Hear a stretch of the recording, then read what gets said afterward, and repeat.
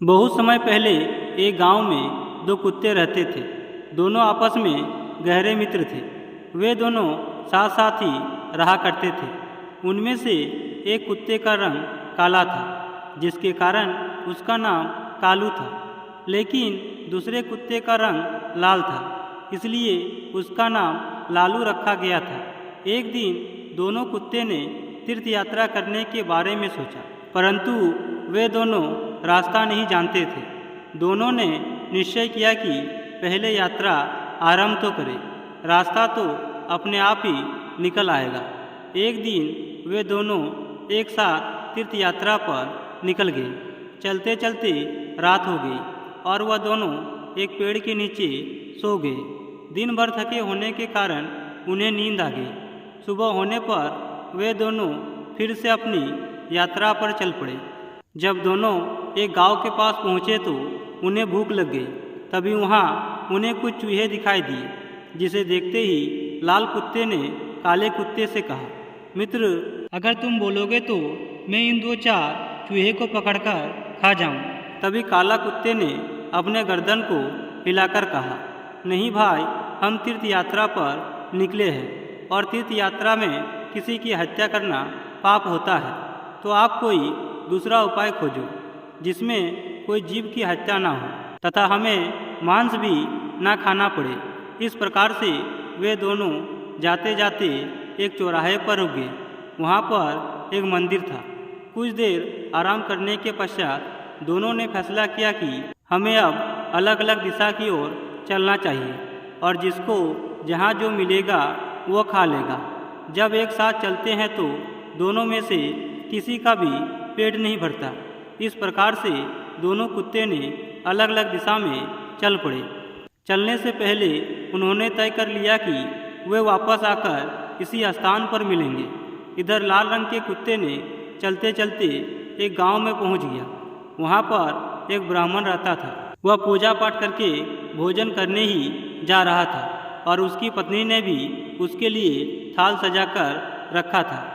परंतु जैसे ही ब्राह्मण ने भोजन को भोग लगाने वाला ही था कि उस लाल रंग के कुत्ते ने झट से उसकी थाली में मुंह डाल दिया तथा एक रोटी उठाकर वहां से भाग गया। उस कुत्ते की दुष्टता को देखकर ब्राह्मण ने हरे राम कहा तथा हाथ धोकर उठ गया। उसने अपनी पत्नी से कहा कि देखो बेचारे, यह गंडक जी भी भूखे हैं, आप यह थाली इन्हें ही खिला दीजिए। ब्राह्मण की बात सुनकर उसकी पत्नी ने गुस्से से कहा, आप यह क्या कह रहे हैं? इस गंडक जी को यह थाली मैं कैसे दे सकती हूँ?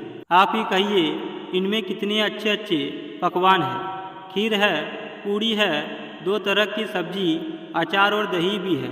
अपनी पत्नी की बात सुनकर ब्राह्मण दया भाव से बोला, तुम ठीक कहती हो, पर यह भी भूखे हैं। मेरे विचार से आप यह थाली इन्हें ही दे दो और तुम यह सोच लो कि यह इनके ही भाग्य में लिखी थी।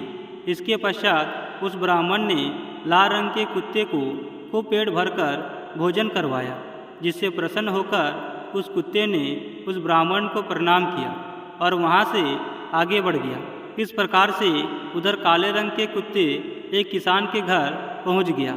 किसान अपने खेत में काम कर रहा था और उसकी पत्नी थाल सजाकर काम कर रही थी। उस थाली में बाजरे की रोटियां और विभिन्न प्रकार की सब्जियां थीं। जब खेत का काम पूरा हुआ तो वह थाल खोलकर खाना खाने को तैयार ही हुआ था कि उस काले कुत्ते ने तुरंत उसके भोजन में मुंह डाला तथा थोड़ी सी रोटी का टुकड़ा तोड़कर भाग गया, जिसे देखकर किसान एकदम से गुस्से से भर उठा। उसकी आंखें अंगारे के समान लाल हो गई। उसने अपनी लाठी उठाई और उसे गाली देते हुए उसने लाठी से इतने जोर से वार किया कि उस कुत्ते की कमर टूट गई, जिससे वह पीड़ा से चिल्लाने लगा। कमर टूट जाने के कारण वह भाग ही नहीं सका।